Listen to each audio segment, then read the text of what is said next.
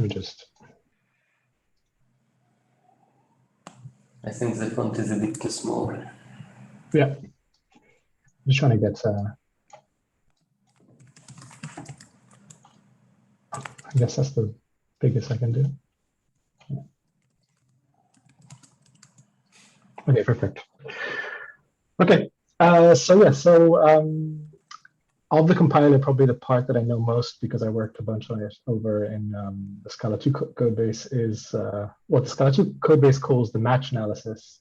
And here it's effectively the same thing, but it's fixed, implemented by this thing called a space logic, which there's a paper for as well. So effectively, this is a section of the compiler that's linting, if you will,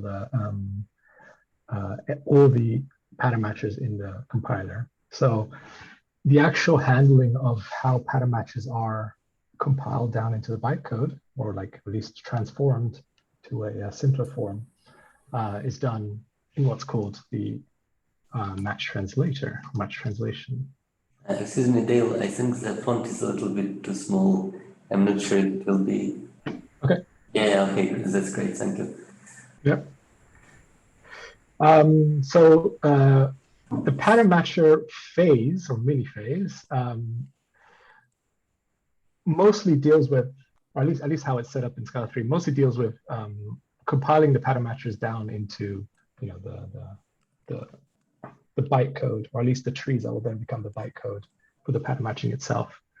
But then as a part of it, it also goes and runs match analysis through this space logic.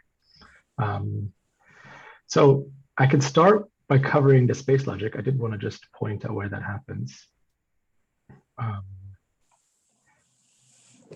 So yeah, the match tree is transformed into this intermediate representation called plan, and then those plans are optimized, and then the plan results in another tree, which is then emitted, or which is basically the result of this transformation.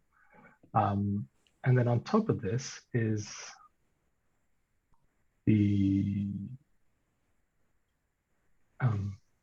running the space engine, which I've actually just lost where that happens exactly. I guess I can look at it from the other direction.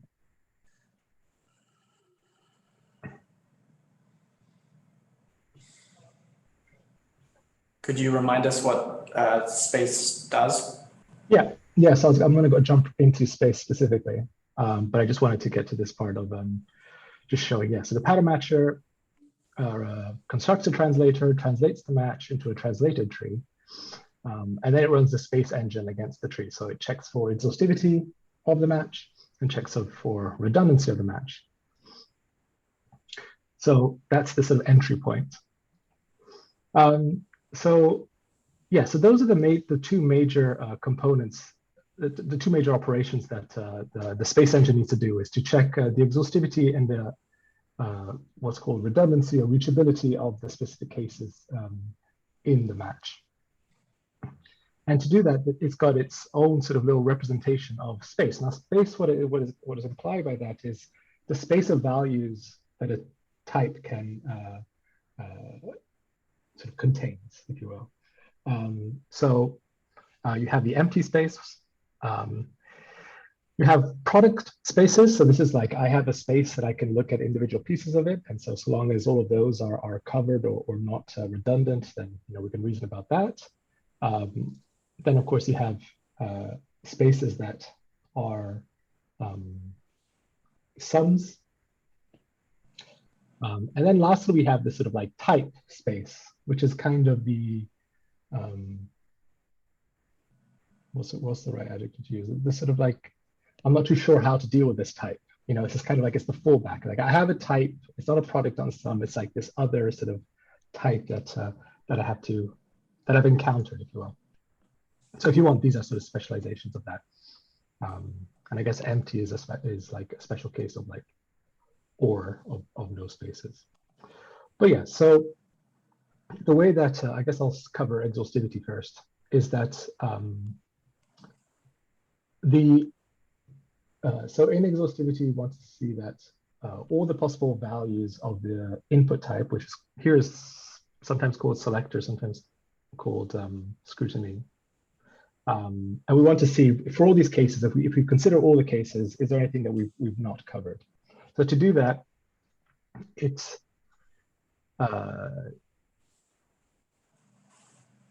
initially, well, it considers the scrutiny type and what that means in terms of space and the pattern space. So this project is sort of projecting that type into a value of space. So we can jump in there first as an example. So you can project types or you can project trees. So the project on type is for the input type, and at the start it only captures it as a sort of unknown type, but then it will look at it more precisely and like figure out if it is a sum type or a product type as it starts to like decompose it, basically, as it starts to compare the cases against it. When instead we project, I'm just bouncing back now, when we project the actual cases, these will be the actual trees of the cases. So, so first of all, it considers the guard. So if the guard is not empty, then we don't know if the guard hits or misses. And so this is sort of pessimistically saying that this case covers no value, because we're assuming pessimistically that the guard fails, right? So this is conservative. So that way, we have to have, for example, a case for the same pattern without a guard to handle that case when the guard does fail the first time. Now, of course, this doesn't do well with sort of complementary guards, where you say like if true and if false, or if B and if not. But yeah, that's something that we don't handle because we don't evaluate trees at compile time. So we just don't get into that business at all. So all this logic is all type based. It's all based on the inferred types of the expressions and comparing them. So we project the patterns, we fold them all up in one massive OR, and then basically say, if we take the space of all the values of the scrutiny, and we take the space of all the values of the cases, simplify and flatten. If it's not any space in that's not empty, or if the space itself is not empty, I guess it's a multiple of them. Yeah. So if all the values that are not empty, those are uncovered cases or uncovered spaces of value. And from there, basically, we can show only sort of the top 6 and dedupe any of them and just submit it. So we're showing sort of 6 non-deduplified examples of cases that are not covered according to this logic. So clearly, the majority of the logic is sort of in project and minus. Simplify and flatten are more conveniences, but obviously the main logic, the main sort of understanding all this comes in how do we project types and trees, or specifically like the trees for the specific cases or the specific patterns. How do we project those into these modeling in terms of space? And how do we compare them when we sort of take one away from the other, take one space away from the other? And I've jumped to the wrong space, project again. So this is the project for input patterns, and indeed it's the actual pattern tree. So the usual things would be here that you should expect. So like literal things are taken literally. Identifiers are just captured as a sort of unknown type. And obviously the real tricky stuff happens when you have an actual unapply, an actual extractor, right? So this is where we consider, when we're not dealing with unapply seek, that we're unapplying, we're decomposing it into multiple things. So we go and we pull those things apart, recurse and call project. And now we sort of captured that this pattern is represented by this product space value. And any actual singleton will be captured as an identifier, right? So if you have nil, for instance, nil will just be the identifier nil, and now it'll just be captured as a type, which will then compare. So from there, we call minus. Now I'm pretty sure minus is up here, yeah. So the logic's kind of splits itself. It's got a little bit corrupt, a little bit, but in general, the logic tries to split itself into this sort of abstract, pure logic of space logic, sort of like ignoring the fact that this is applied to pattern matching and the types of the compiler, etc. Try to be slightly abstract in that sense.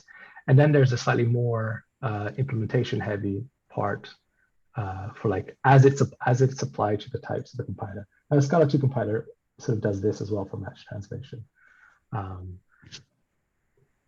Sometimes it's good, sometimes not. Like you can restrict the implementation a bit this way, which could be good, but then at other times you sort of don't want to be restricted. You want to be able to have access to things. So it's it can be tricky sometimes. But anyway, so minus is implemented abstractly. And this is where some of this logic is hidden, this sort of very crucial understanding of how we compare things together. So which are the ones? So for example, and let me just try and remember here. So I can just look at the bottom again. We are, yeah, so we're taking the scrutiny type and removing the pattern. So here, we are expecting, yes. So if we have, there's a pattern that's a case class, then this is this sort of case here. We want to see like what space represents having removing this pattern, this product type in our case here from this scrutiny type.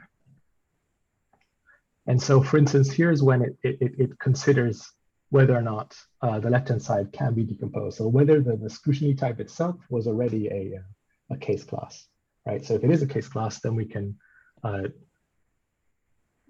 decompose that type and then run that minus operation on it.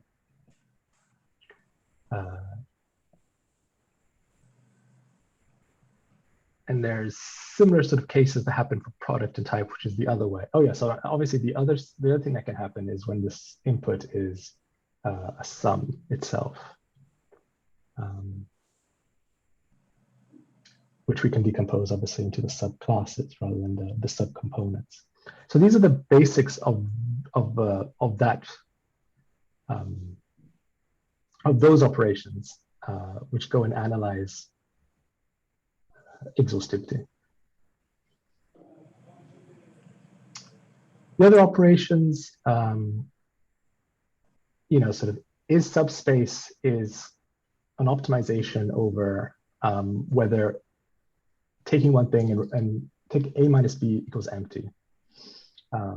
So this is kind of one of the things that I wanted to do in the future is show and prove that that this is true now and it's true in the future as well. So to like prove that this property is in fact holding, like as we make changes and deal with various things. And there are many things that we need to deal with here, such as one thing that I had to deal with a lot is boxing and unboxing, and also number, what do we call it?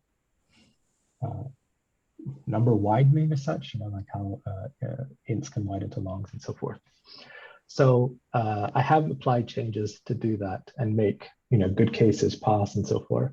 But I sometimes worry about these sort of things, about whether we're breaking this property or not. So this is something that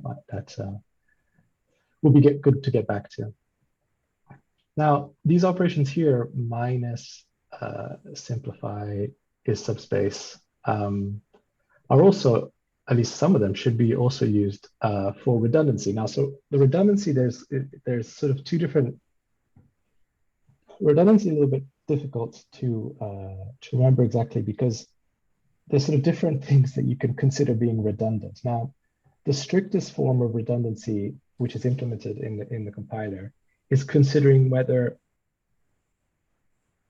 a second case is impossible to reach because a previous case does definitely hit it.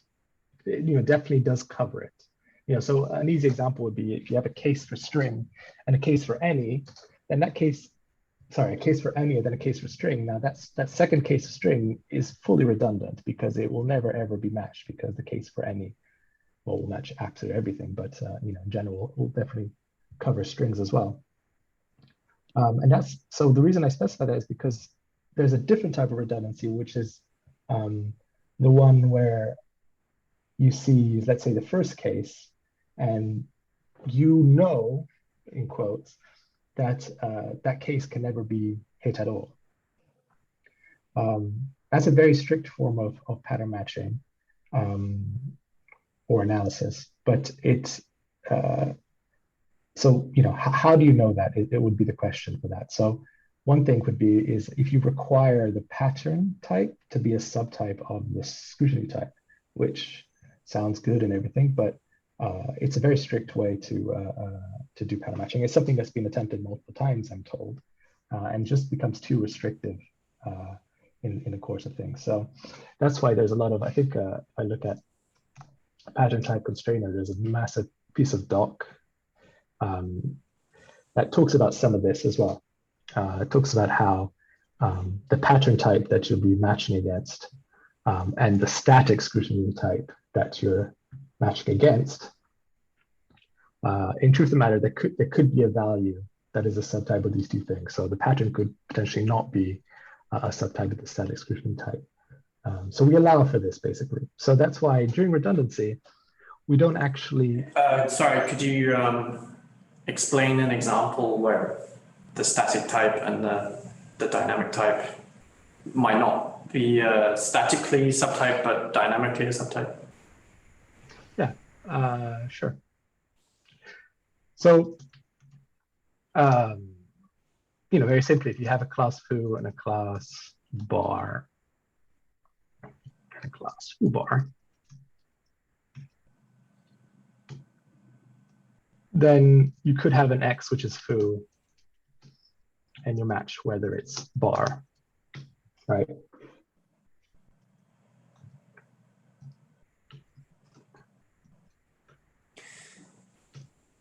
Right. And then now if you make bar a trait, so that yeah. Okay. So here the static type of the scrutiny is foo, the pattern type is bar.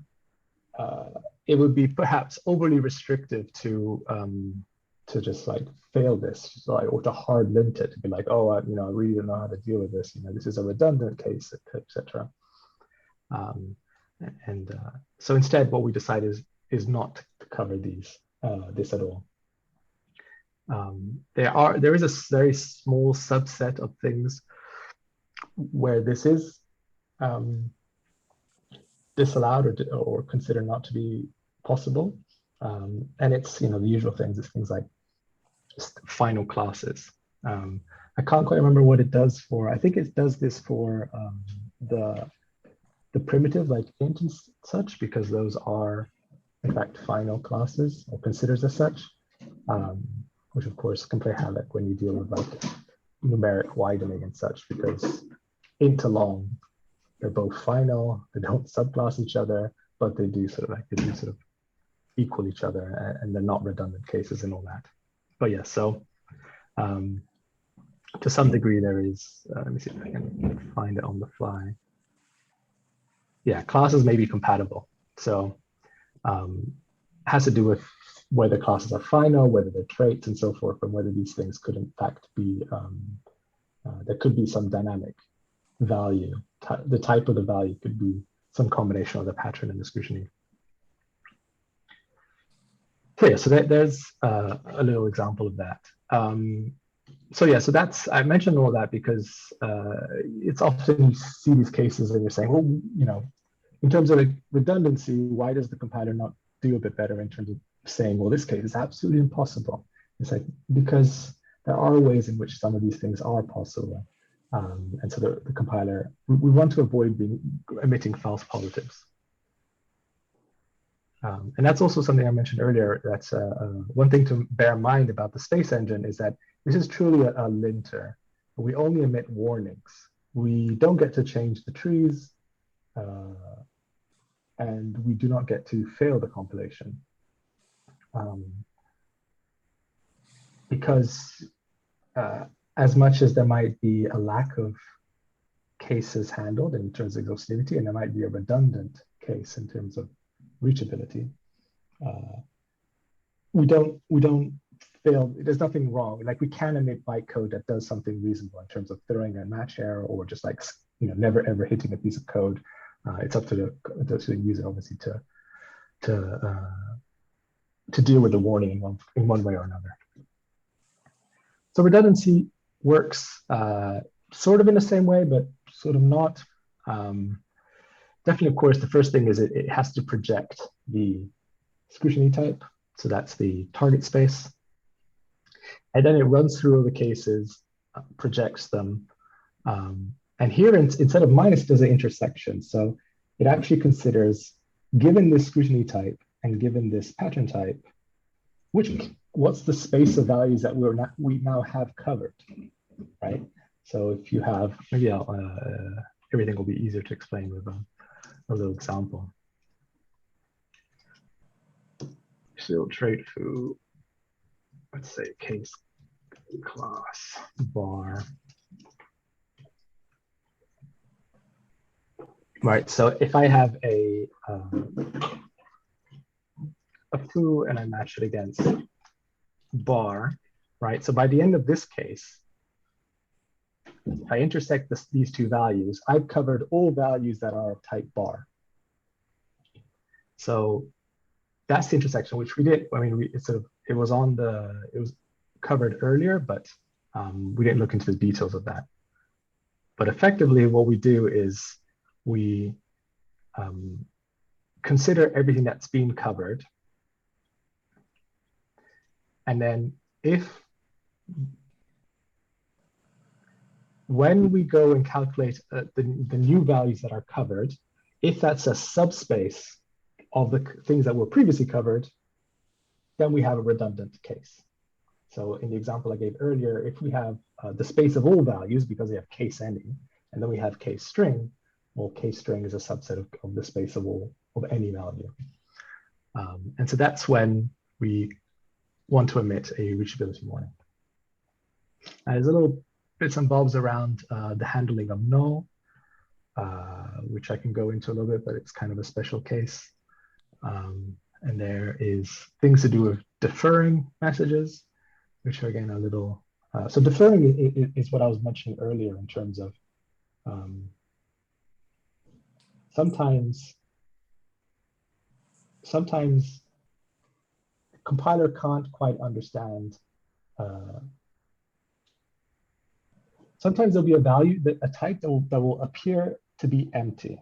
And so that there are no values that are subtypes of that. There are no other types that are subtype of it, apart from null, of course. But the point being is that we have all these cases that are handled. We can't quite reason about them because for everything that we can see, it's an empty, uninhabited type.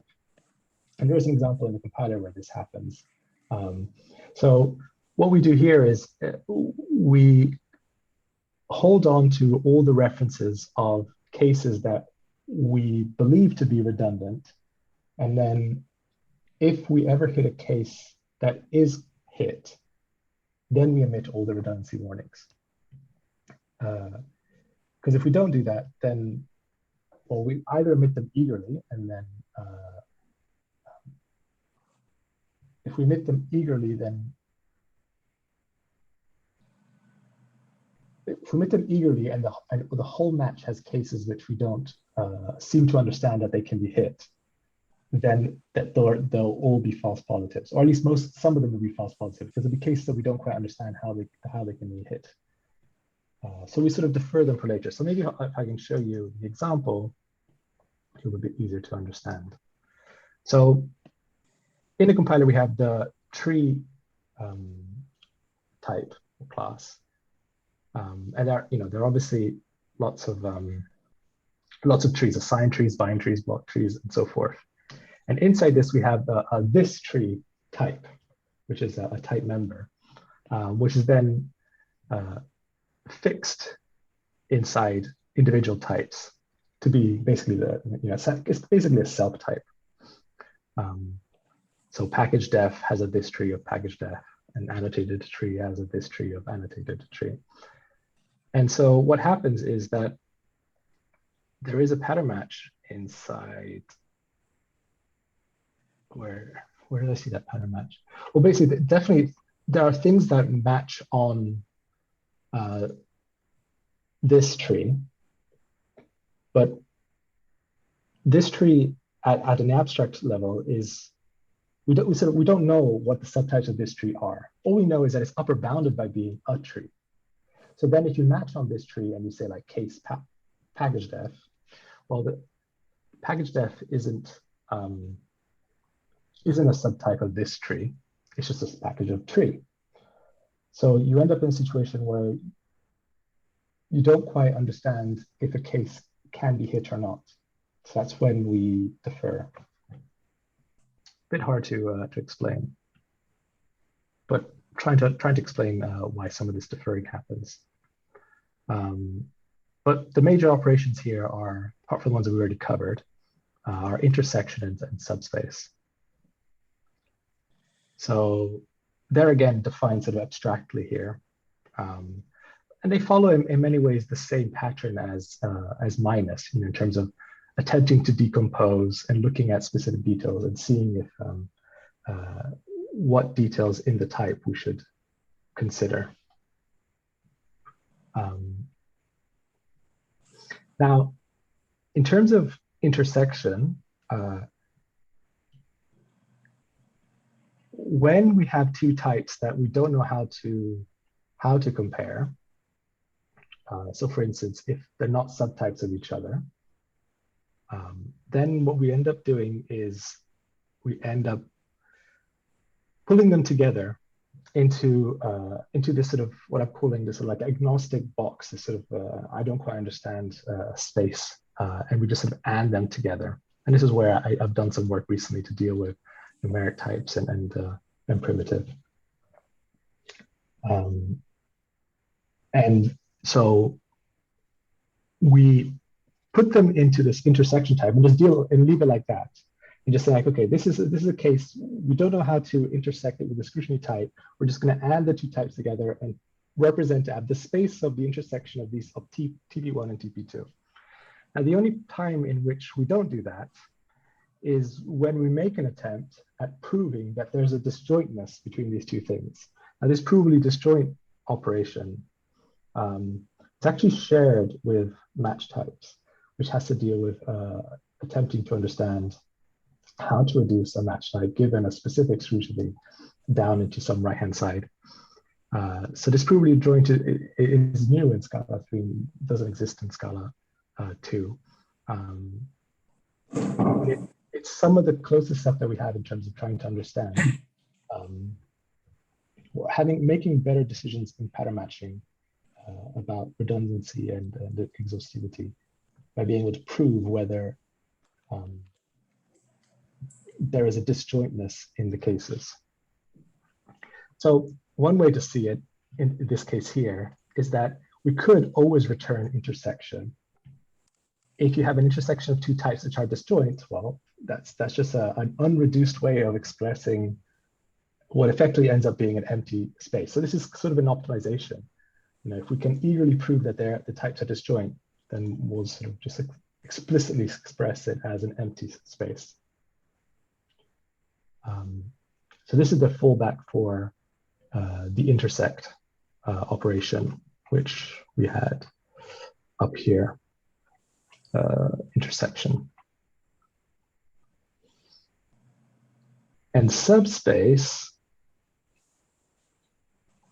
is, again, another one which has sort of is backed by a property, which I kind of want to go back and see if we can do some form of sort of property-based testing and just prove that, with all the exceptions in mind, whether in fact A minus B equals empty, or is subspace being true, means that if we subtract them, we get the empty space. That would be good to do as well. I think those are the major operations. Simplify and flatten. They're just attempts to, they're operations that are helpful for sort of making things faster or making it easier to understand the log and just make it easier to reason about things. And then eventually this stuff gets printed out as well as counter examples, for example. So if we can find ways to sort of flatten or simplify things out, or deduplicate, obviously, remove any duplication. Now, there's a few operations here which I haven't covered and I haven't quite needed to understand fully. Signature and covers come to mind. So I can't speak for those. But these are the major building blocks of sort of how this operation happens. Thank you, Dale. Yeah, no worries. So yeah, I'm not sure at this point whether it'd be better to look at, I don't know, we could look at pattern translation stuff or specific cases, specific issues. As I said, I don't have a fully prepared explanation to look at. So I'm happy to be driven a bit by interest, if there's anything that people want to go and understand a bit better. I guess I do have an example of something that we could cover, which is an interesting aspect. I hit this a lot in the Scala 2 compiler as well, and Jamie hit this recently. It's to do with the fact that when you deal with a sum type or sealed trait, for instance, so you have a scrutiny type and you want to try and consider all the values that scrutiny type contains, the space of values described with that scrutiny. So we have these sort of so we have the type of the scrutiny, and the type will have a symbol, a class symbol associated to that. And then what we do have stored in the compiler is the children of classes. We know what subclasses are.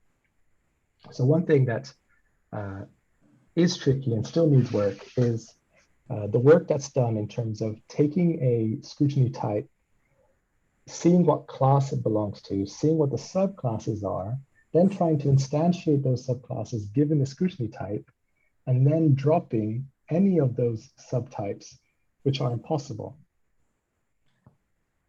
Now, one of the easy ways to think about that is in terms of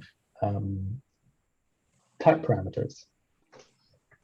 So if I look for Boolean expression, yeah, that'll do.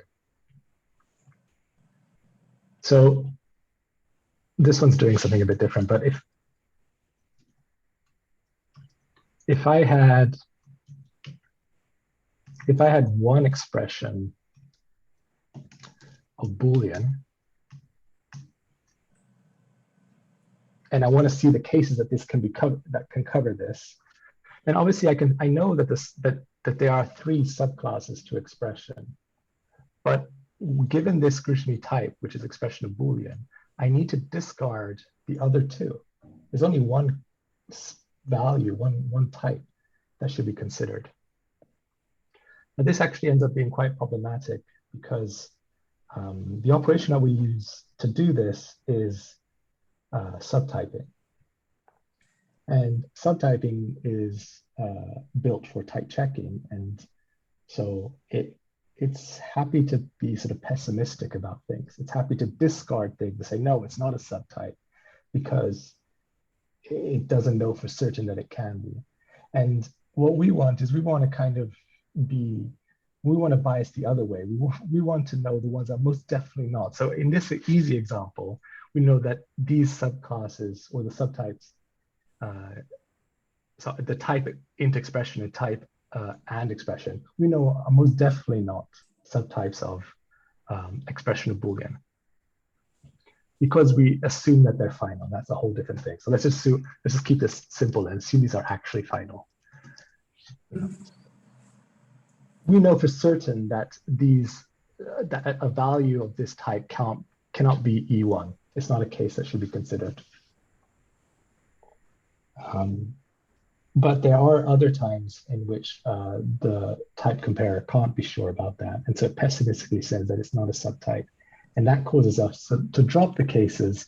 And then all the logic that we do based on that fails, because now there are cases that are not present. And so when we think about exhaustivity, we're not giving reference to types that should be covered. And then in terms of redundancy, I think redundancy we're okay on this front. And this is the one that is sort of handled but can do more work. The one that's really hard and really isn't handled very well is everything to do with prefixes.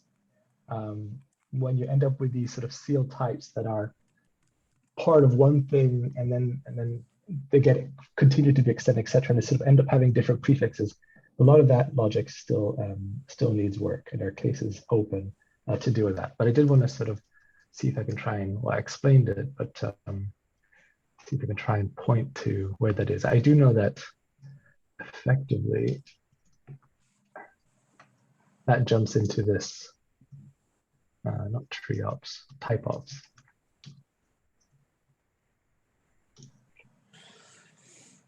Yeah.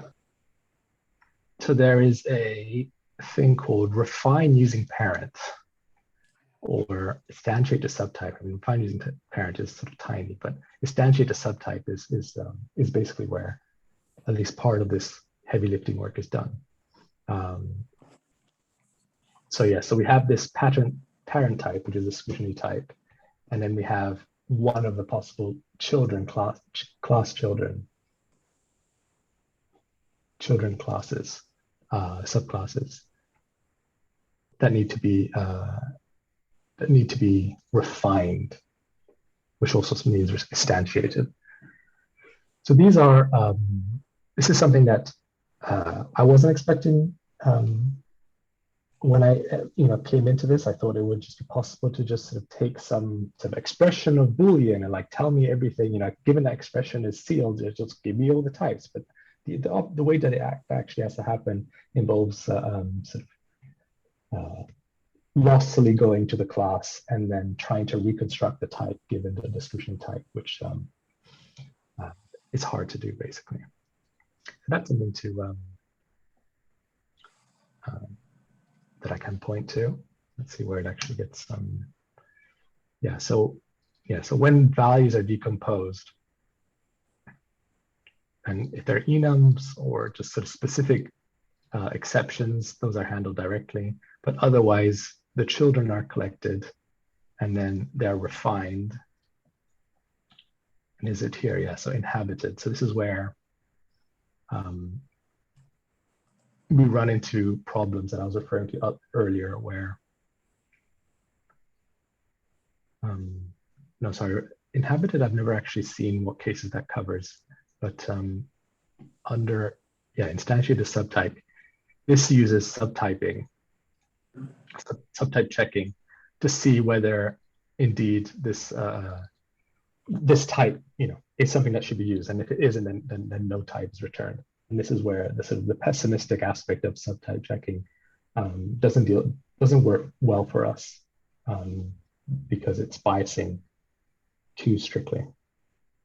This is another way to put it is, Boolean blindness. It's like when true and false are your only answers, then you lose a lot of detail. So that's another piece of the puzzle.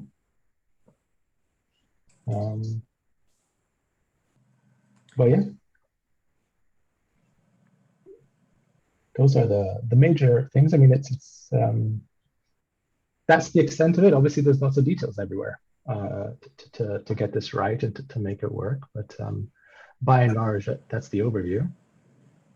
So can I ask a question? Are you saying that in the case of, I don't know, the int expression, if you call the class int expression, it would be a no type or something when you call it with that method? So if you were to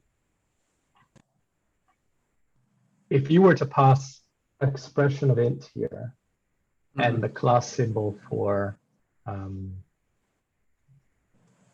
so I mean, yeah, the parent would be expro boolean, and then the child would be the int expro class. Yeah. And so that would be no type or correct. empty. Yeah. Yeah. Okay. Yeah, that's right. So that's where and then that's where what ends up dropping it in the space. Yeah. Where does that happen? So the refined. Oh, so yeah. So if it's inhabited, then it's maintained. Otherwise, it's dropped, and then only the things that exist are kept. Yeah. So, and provably disjoint is also used here. So it relies on that as well. But yeah. So that's that's that.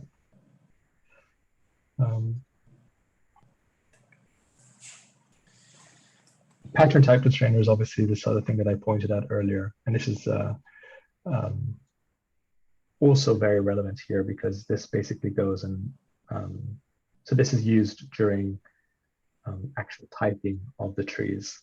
So again, obviously pattern matcher, the pattern match translation and the analysis of it happens much later than typer happens, while pattern type constrainer happens during typing. So that's why I mentioned it, because this is involved in what the types of the pattern trees and the types of the scrutiny tree will be based on the operations that are done in here. Is actually what I was looking at yesterday as well in terms of upcasting and how it should consider the GDT constraints. Oh yeah, so this is also a piece of the puzzle. And it's obviously, I mean, the whole pattern matching can often fall into, the GDT reasoning aspects of understanding cases. So that, this expression, this part here exactly is to do a GDT reasoning. The fact that if the both types are type T and expression is invariant, then there are no other cases that, this match is exhaustive, because these individual cases cover all the possible values given the invariant expression input, stuff like that.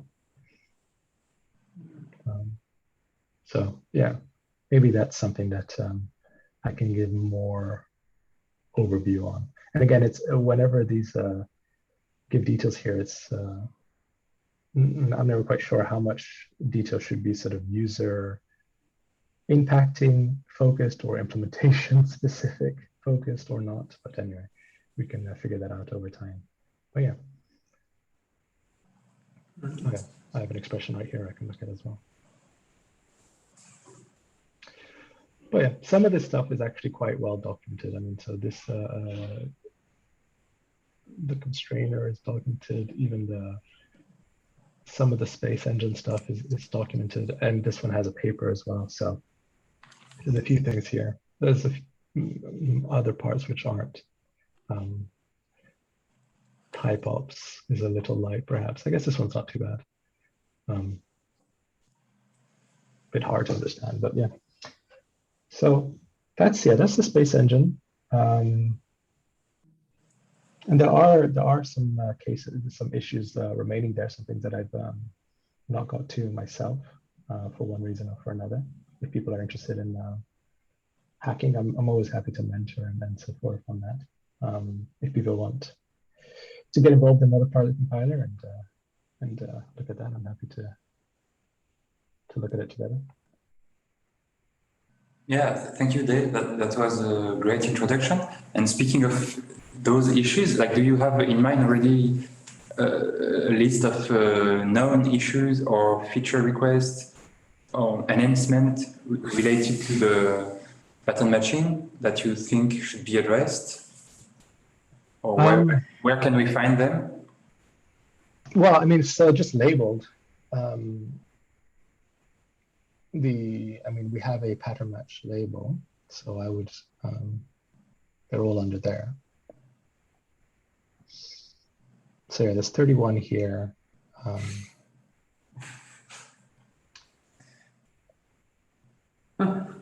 So yeah, I mean, so the ones that are assigned to me are things that probably like I'm going to do or I wanted to do or stuff like that. The ones that are unassigned to me, I can't speak of. I think they might be they're maybe a bit harder, and that's why I haven't even like considered picking them myself. But yeah, so these kind of things here. Maybe there are other ones that I have actually looked at and are primed for being done, and I just haven't picked it up myself. But yeah, there's 30 of them here already. That can be looked at. I don't think, do we have a GDT one as well? Because obviously, there's a large overlap here.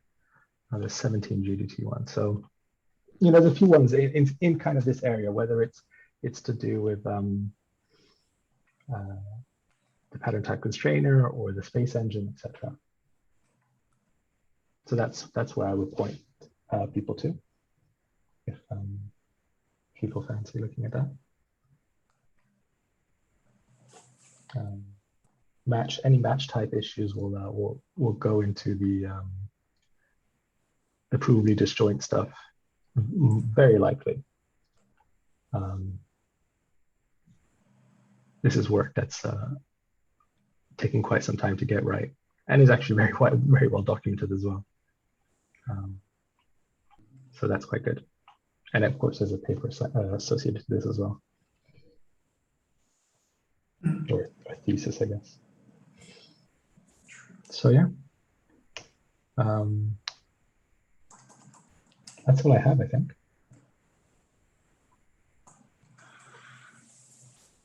Any more questions?